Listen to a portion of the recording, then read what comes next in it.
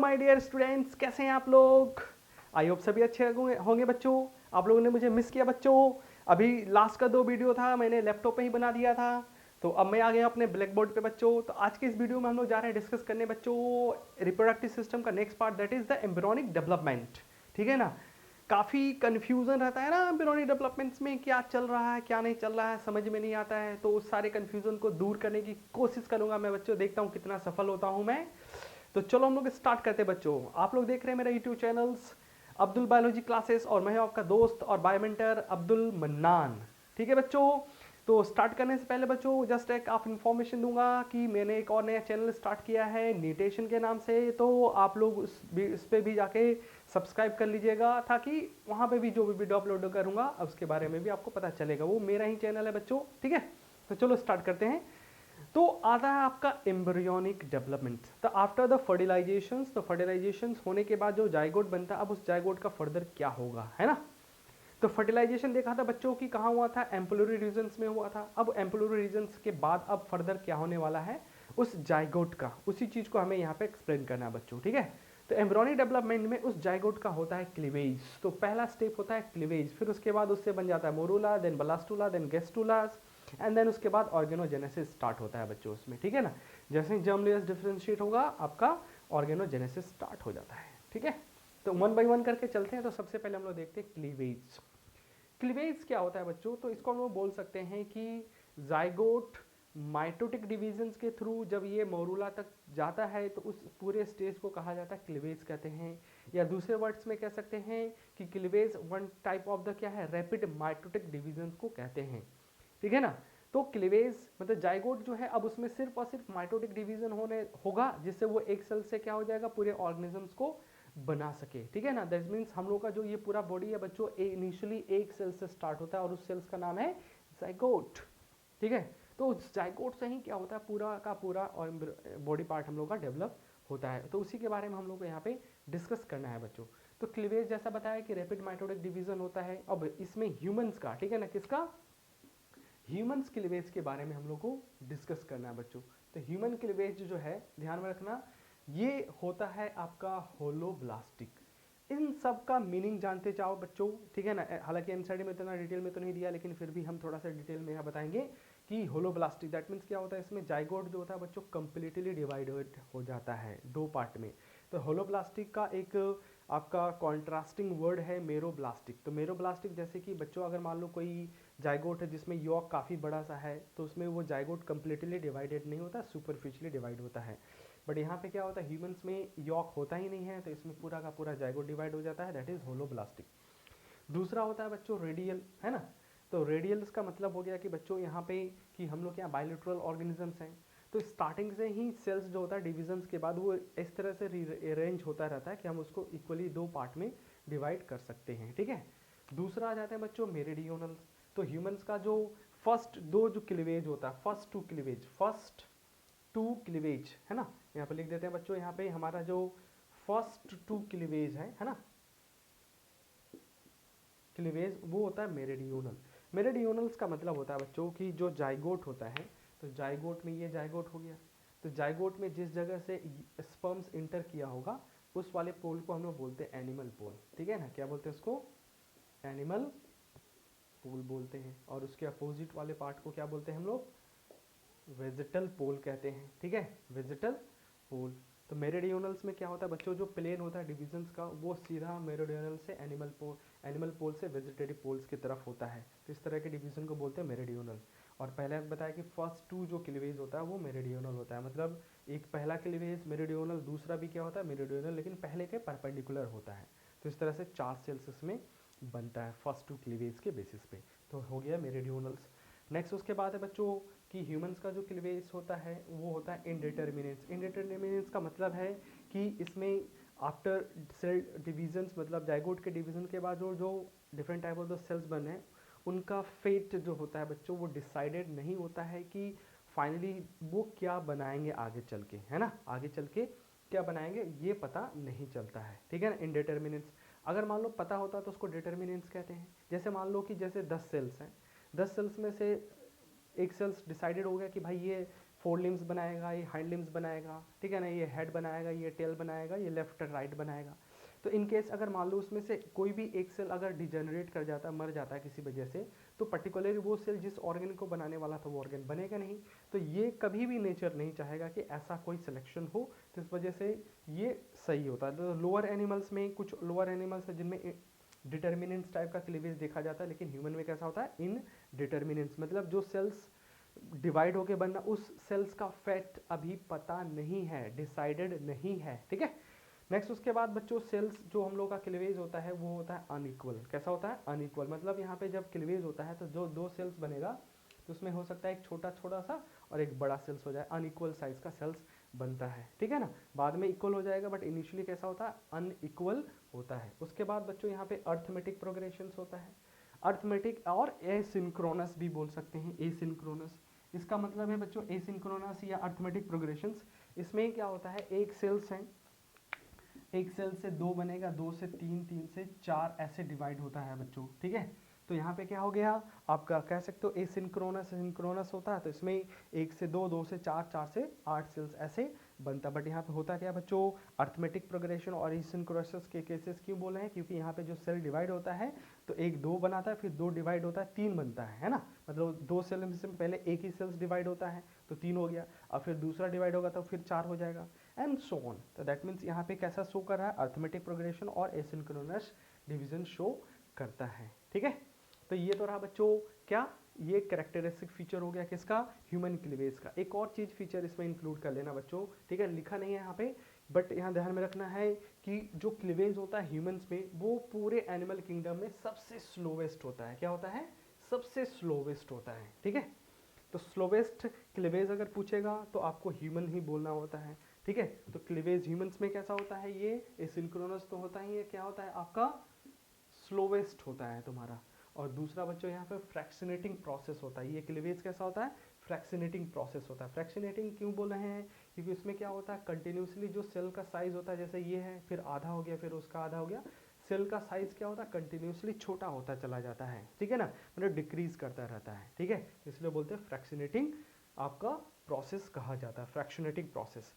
दूसरा एक और चीज ध्यान रखना, इसमें जो रिजल्टेंट सेल्स होता है, रिजल्टेंट सेल्स जो है बच्चों, ठीक है ना, मतलब जाइगोट का जो रिजल्टेंट सेल्स है दैट्स नोन एज, इसको हम लोग क्या बोलते हैं, दैट्स नोन एज ब्लास्टोमर कहा जाता है। क्या बोलेंगे, ब्लास्टोमर कहेंगे इसको, ठीक है, ब्लास्टोमर्स कहा जाता है, क्लियर है। अच्छा स्लोवेस्ट है तो दैट मीन्स कितना स्लोवेस्ट है, काफ़ी ज़्यादा स्लोवेस्ट होता है बच्चों। इसमें फर्स्ट क्लीवेज को कंप्लीट करने में करीब करीब 32 आवर्स लग जाता है, इसमें 32 घंटा लग जाता है, और नेक्स्ट उसके बाद इसमें 60 आवर्स में होता रहता है, ठीक है। एनीवे तो आगे हम लोग चलो देखते हैं इसमें कि डिविजन्स में क्या होता है। तो इस चीज़ को थोड़ा सा ध्यान रखना, फ्रैक्शनेटिंग डिविजन्स मतलब इसमें सेल का साइज छोटा होता चला जाता है, लेकिन बच्चों इसमें up to the morula, morula तक जो जाइगोट और आपका मोरूला दोनों का साइज एकदम बिल्कुल सेम होता है बाहर से। नंबर ऑफ सेल्स जाइगोट में सिर्फ एक होता है, लेकिन मोरूला में जाएंगे तो इसमें करीब करीब 16 सेल्स हो जाता है, 8 से 16 सेल्स इसमें हो जाता है तुम्हारा इसमें, ठीक है। तो सेल्स हमेशा कंटिन्यूसली रिड्यूस हो रहा है, फ्रैक्शनेटिंग डिवीजन। दैट मीन्स यहाँ पे एक चीज़ और हम कह सकते हैं कि ड्यूरिंग द क्लीवेज क्या होता है बच्चों, इसमें न्यूक्लियर और साइटोप्लाज्मिक रेशियो क्या होता है, ज़्यादा रहता है। हमेशा न्यूक्लियस कंटेंट का सिंथेसिस होता रहता है, साइटोप्लाज्मिक का नहीं होता है। तो ऊपर वाला वैल्यू क्या रहेगा, हमेशा ज़्यादा रहता है, साइटोप्लाज्मिक वाले नीचे वाले वैल्यू से ज़्यादा रहता है। तो न्यूक्लियर साइटोप्लाज्मिक रेशियो भी क्या रहता है, हाई रहता है, इसलिए ये कंटिन्यूसली क्या रहता है, डिवाइड करता रहता है तुम्हारा इसमें, ठीक है। तो हो पूरे प्रोसेस में क्या बच्चों की अप टू द मोरूला तक, है ना, मोरूला तक इसमें साइटोप्लाज्म का सिंथेसिस नहीं होता, ओनली डीएनए का सिंथेसिस होता रहता है। इस बात को भी ध्यान में रखना है, ठीक है। देखो बच्चों अब यहाँ पे हम लोग देखते हैं, ये हमारा जाइगोट है, ठीक है।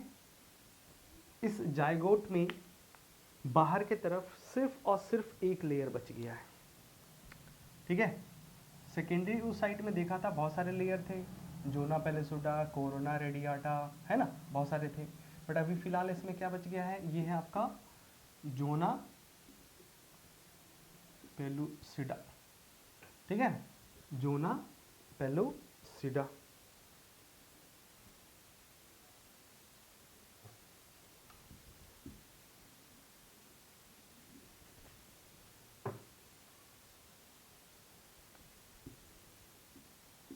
जोना पेलुसिडा पेलिसिडा, ये जोना पेलिसिडा ओनली बच जाता, बाकी सारे लेयर क्या होते हैं, डिसइंटीग्रेट होता है, डिजनरेट हो जाते हैं, ठीक है। अब ये जो मोरूला नेक्स्ट स्टेज में बच्चों यहाँ पे जो नेक्स्ट बनेगा उसका भी साइज क्या रहेगा, एकदम एग्जैक्टली इतना ही बड़ा रहेगा। और इसमें zona pellucida up to the किसमें ब्लास्टुला स्टेज तक एज इट इज रहता है, हटता नहीं है। अब यहाँ पे ये जो पहला सेल डिवीजन है बच्चों, इसको करीब करीब 30 आवर्स लगता है। और फर्स्ट बोला कि कैसा होता है, ये फर्स्ट क्लीवेज है, ये फर्स्ट क्लीवेज है ना। और ये होता है मेरी डियोनल होता है, ठीक है ना। एनिमल पोल से वेजिटल पोल्स की तरफ डिवाइड होगा और यहाँ पे दो सेल्स इस तरह से डिवाइड होके बन जाता है। ये एक सेल हो गया और ये दूसरा सेल्स हो गया, ठीक है, दो सेल्स बन जाता है, ठीक है। उसके बाद बच्चों नेक्स्ट जो होता है क्लीवेज, ठीक है, तो यहाँ पे चल रहा है ये थर्ड क्लीवेज ही है, सॉरी सेकेंड क्लीवेज है,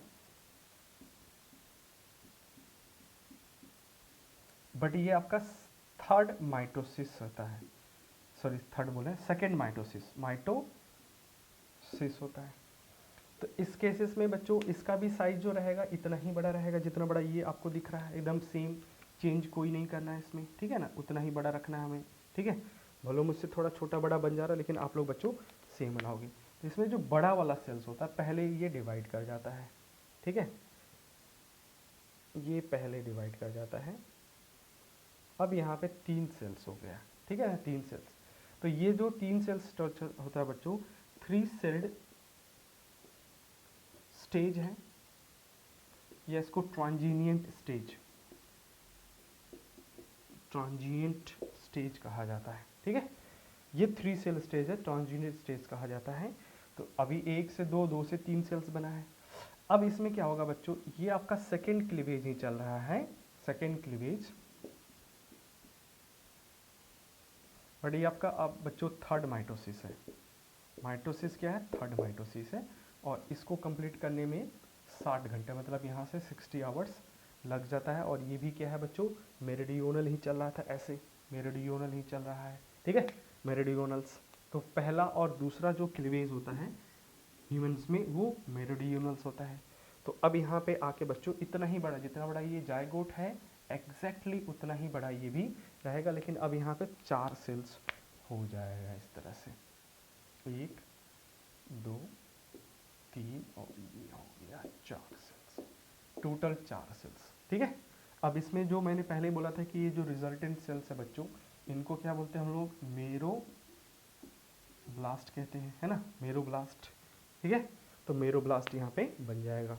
तो देख ही सकते हो इसमें कि अभी सिर्फ 2 हो गया, पहला और दूसरा क्लीवेज हुआ है। और पहला दूसरा जो होता है कैसा होता है, मेरिडियोनल होता है। और इस मेरिडियोनल इसमें बच्चों 2 बार मेरिडियोनल होता है और दोनों एनिमल टू वेजिटल पोल्स ही हैं, ठीक है। इस तरह से 4 सेल्स यहाँ पे बन गया। तो ये 4 सेल स्टेज में आ चुका है, ये क्या है, 4 सेल स्टेज में आ चुका है।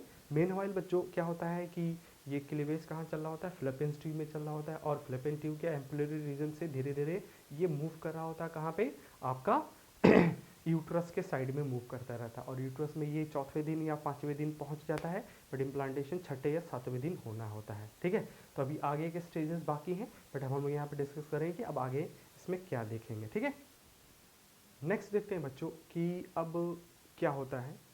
तो उधर हम लोगों ने देखा कि उसमें क्या हो रहा है, सेल डिवाइड कर रहा है, 2 से 3, 3 से 4 सेल स्टेज, 8 सेल स्टेज में आ रहा है। साथ में क्या होता है बच्चों, देख सकते हैं कि ये पोर्शन जो है ये आपका ओवरी है।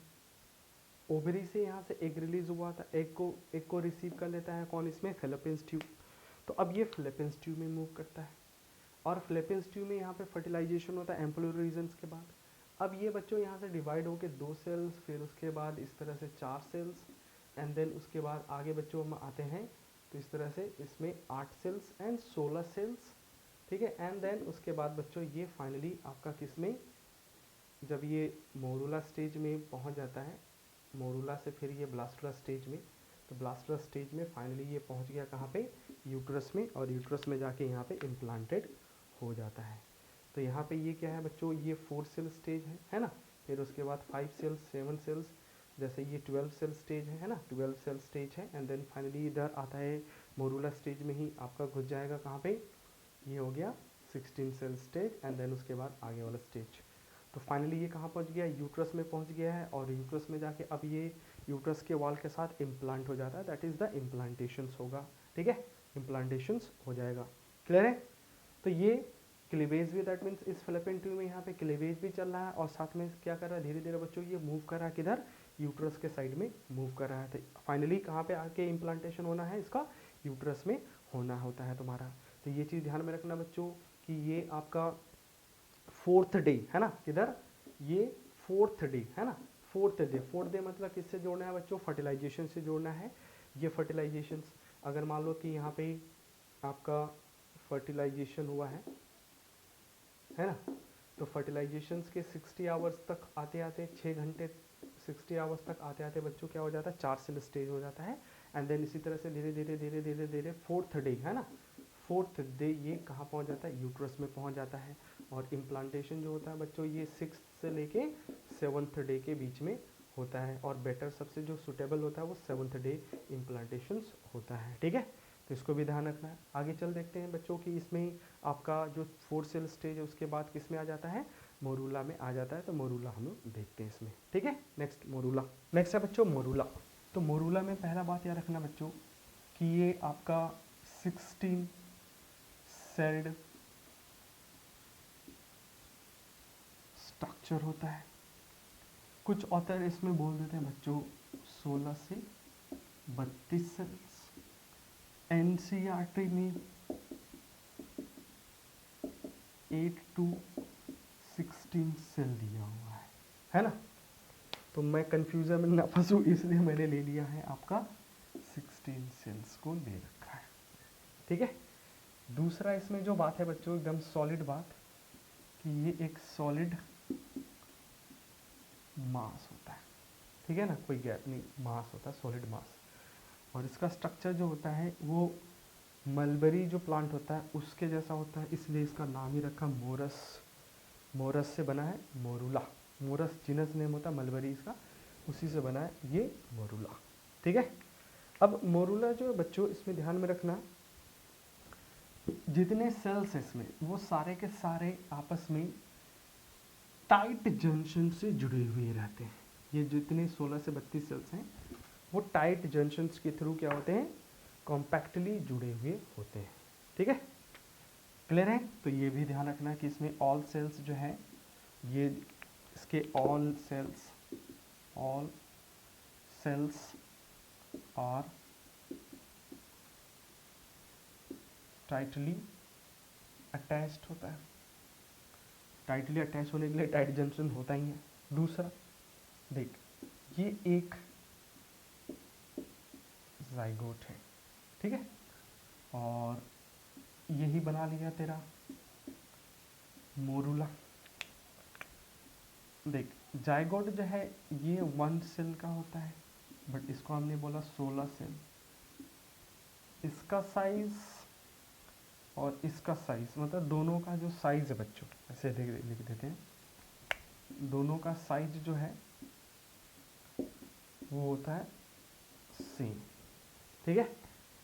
साइज नंबर ऑफ सेल्स अलग अलग हैं बट साइज क्या होता है, सेम होता है। तो इससे पहले इसलिए बोला था ना कि जो क्लीवेज होता है वो फ्रैक्शनेटिंग डिविजन्स होता है ना, फ्रैक्शनेटिंग डिविजन्स, और ये सेल्स का वो बनता है। क्लियर है? नेक्स्ट आ जाओ बच्चों, यहाँ पे हम लोग मोरूला के जो सेल्स हैं उनके नाम्स भी है, थोड़ा सा इसको देखना है। तो एक होता है अर्ली मोरूला एंड देन होता है आपका जब सेल्स रीअरेंज हो जाता है तो उसको बोलते हैं लेट मोरूला। दैट मीन्स हम लोग मोरूला के बारे में तो इतना जान लो कि अर्ली जो मोरूला होता है उसमें सेल्स आपका स्मॉल और लार्ज सब स्कैटर्ड होता है, बट जब वो सेल्स रीअरेंज हो जाता है तो हम सीधे रीअरेंज होकर बनाते हैं मोरूला में। तो जब रीअरेंज हो जाता है मोरूला में, ये रहा हमारा ये मोरूला। तो मोरूला का साइज़ और जाइगोट का साइज़ बिल्कुल सेम रहता है। तो यहाँ पे छोटा बड़ा जो बना रहा हूँ उससे कंफ्यूज मत हो जाना कि ये छोटा बड़ा सर क्यों बना दे रहे हैं, तो साइज़ है भाई। देख अभी भी क्या है, ये आपका जोना पेलुसिडा है, तो जोना पेलुसिडा अपनी जगह पे है। अब यहाँ पे जो सेल्स है देखो, एक इस तरह से 32 सेल्स जो भी है सेल्स हो सकता है, वैसे तो 16 ही सेल बोला था, लेकिन यहाँ पॉसिबल नहीं है कि 16 सेल्स ही बना के दिखाया जा सके, है ना। ये हो गया। तो इसमें जब सेल्स अरेंज हो जाता है तो क्या दिख रहा है बच्चों हम लोगों को कि जो स्मॉलर सेल्स है वो पेरीफेरल्स पार्ट में है। तो यहाँ पे पेरीफेरल साइड में क्या है, स्मॉल सेल्स है, स्मॉल सेल्स। ये स्मॉल सेल्स बनाता है ट्रोफोब्लास्ट,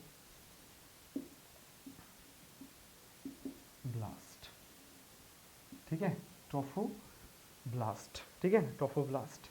अच्छा, ट्रोफोब्लास्ट से पहले ये जो स्मॉल सेल है इसको बोला जाता है बच्चों, ध्यान में रखना है, माइक्रोमर, ठीक है, माइक्रोमर। तो माइक्रोमर ही बनाता है क्या, ट्रोफोब्लास्ट सेल्स का फॉर्मेशंस करता है। और यहाँ पे जो लार्ज साइज के सेल्स हैं सेंट्रल पार्ट में जो लार्ज सेल्स हैं, ठीक है, सेंट्रल पार्ट में जो लार्ज सेल्स हैं दैट इज नोन एज, इसको बोलते हैं मैक्रोमर, मैक्रोमर कहा जाता है। और ये मैक्रोमर सेल्स बनाता है आपका इनर सेल मास। क्या बनाएगा, इनर सेल मास का फॉर्मेशंस करता है। और यही इनर सेल मास जो है बच्चों आगे चल के एम्ब्रियो का फॉर्मेशंस करता है, ही फाइनली एम्ब्रियो में चेंज हो जाएगा। That will going to form the embryos का फॉर्मेशंस करता है, ठीक है, एम्ब्रियो का फॉर्मेशंस करता है, ठीक है। तो बात आई समझ में। तो ये है हमारा मोरूला है, और मोरूला में दो तरह के सेल्स हैं, स्मॉल सेल्स पेरीफेरल्स में, और बॉर्डर साइज के जो सेल्स होते हैं सेंट्रल सेल्स में होते हैं। सेंट्रल सेल्स बना कहलाता है macromere, that will going to form the inner cell mass. और जो पेरीफेरल में स्मॉल सेल्स होता है वो माइक्रोमर कहलाता है, और that will going to form the trophoblast cells का फॉर्मेशन करता है। ट्रोफोब्लास्ट दैट मीन्स ये आउटर लेयर मतलब एक्टोडर्मल पार्ट हो जाता है तुम्हारा इसमें, ठीक है ना, जो आगे चल के एक्स्ट्रा एम्ब्रियोनिक मेम्ब्रेन्स का पार्ट हो जाएगा, ठीक है, दैट इज द कोरियोन, है ना, कोरियोन्स का पार्ट हो जाता है। क्लियर है बच्चों। तो ये था मोरूला।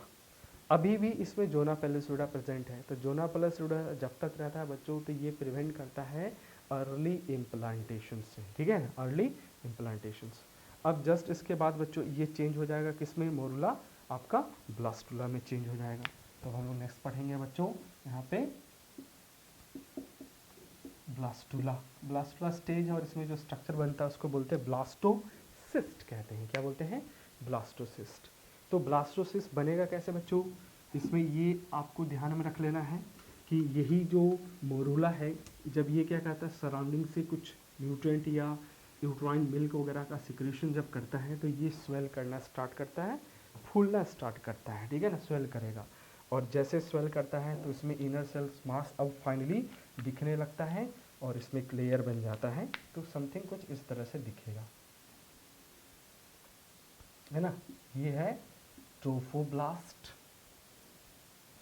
ट्रोफोब्लास्ट, है ना। और इसमें बच्चों ध्यान में रखना है ये है आपका इनर सेल मास, ये इनर सेल मास है। अभी भी इसका क्या है बच्चों, यहाँ पे जो जोना पेलिसुडा वाला लेयर था अभी भी प्रेजेंट है, बट हमने पहले ही डायग्राम में बनाया था जब ये आपका ब्लास्टुला स्टेज में आता है तो इस स्ट्रक्चर को हम लोग कहते हैं, जो स्ट्रक्चर है बच्चों ये कहलाता है ब्लास्टोसिस्ट। इसमें ये वाला अभी बताया हम लोगों ने क्या है, ये है inner cell mass, inner cell mass, ठीक है। और ये ट्रोफोब्लास्ट है, ये सब क्या है, ट्रोफोब्लास्ट है। और यहाँ पे कैविटीज बन गया है, इसको ब्लास्टोसिस्ट कहते हैं, ब्लास्टोसिस्ट बोले, ब्लास्टोसील कहेंगे, है ना।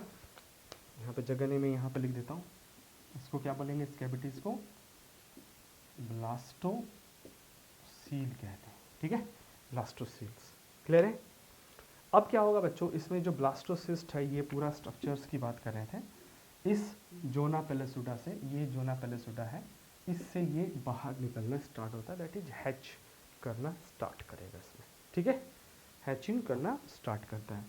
तो हैच करके ये यहाँ से निकलता है, निकलेगा, और देन उसके बाद तुरंत ये इम्प्लांटेशंस में के लिए मूव कर जाता है।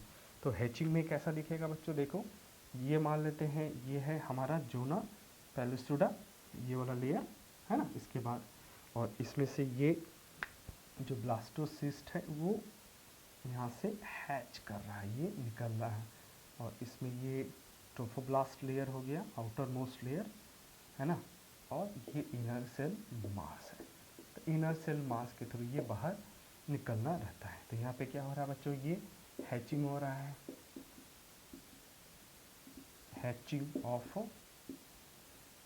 ब्लास्टोसिस्ट। अब जस्ट बाद हैचिंग के बाद ये ब्लास्टोसिस्ट क्या हो जाएगा बच्चों, that will go for the implantations, that will go for the implantation. अब इसके जस्ट बाद क्या हो जाएगा, इम्प्लांटेशन। जब तक इसमें जोना पेलिसिडा था तब तक ये क्या कर रहा था, इसको रोक रहा था इम्प्लांटेशन से, लेकिन अब जब ये बाहर निकल गया इस जोना पेलिसिडा से, जब बाहर निकल गया है, ठीक है, तो अब ये क्या हो जाएगा, that will go for the implantations. ठीक है, तो नेक्स्ट हम लोग देखते हैं बच्चों इम्प्लांटेशंस। तो ध्यान में रखना है, मोरूला, मोरूला के बाद ब्लास्टुला, ब्लास्टुला में ब्लास्टोसिस्ट बनता है, इसमें इनर सेल मास और टोपोप्लास्ट सेल्स होता है। अब ये जब ये जोना पेलिसिडा निकलेगा तो अब that now ready for the implantation, तो इसके बाद इम्प्लांट हो जाएगा इसमें। क्लियर है, तो हम लोग देखते हैं इम्प्लांटेशंस। तो बच्चों ये था हमारा क्लीवेज, मोरूला और आपका ब्लास्टुला तक। ठीक है, तो वीडियो लंबा हो जाएगा इसलिए मैं यहीं पे छोड़ता हूँ। नेक्स्ट वीडियो में हम लोग कर लेंगे बच्चों इम्प्लांटेशंस, उसके बाद गैस्ट्रुलेशन, ऑर्गेनोजेनेसिस, एंड उसके बाद हम लोग ये भी देख लेंगे बच्चों की जो आपका जर्म लेयर बनता है गैस्ट्रुलेशंस में, उनमें क्या फैट होता है, क्या क्या बनाता है वो germ layers, and then finally उसमें हार्मोनल रेगुलेशंस भी देख लेंगे कि प्रेगनेंसीज को कैसे हार्मोन रेगुलेट करता है। ठीक है, तो ये सब हम लोग नेक्स्ट वीडियो में देखें। यहीं तक रहने देते बच्चों इस वीडियो को। आपको ये वीडियो कैसा लगा है कमेंट करके जरूर बताना बच्चों। ठीक है, मिलते हैं हम लोग नेक्स्ट वीडियो में। वीडियो अच्छा लगा हो तो लाइक करना, शेयर करना, और जो लोग भी बच्चे आप लोग में से नए हैं मेरे इस चैनल पे तो चैनल को सब्सक्राइब कर लेना है, और दूसरा चैनल जो था आपको बच्चों उसको भी सब्सक्राइब कर लेना है, नीटेशन। याद रखना, नीटेशंस आगे चल के बहुत बड़ा ब्रांड बनने वाला है। ठीक है, नीटेशंस। क्लियर है बच्चों, तो मिलते हैं नेक्स्ट वीडियो में, तब तक के लिए all the best, bye bye.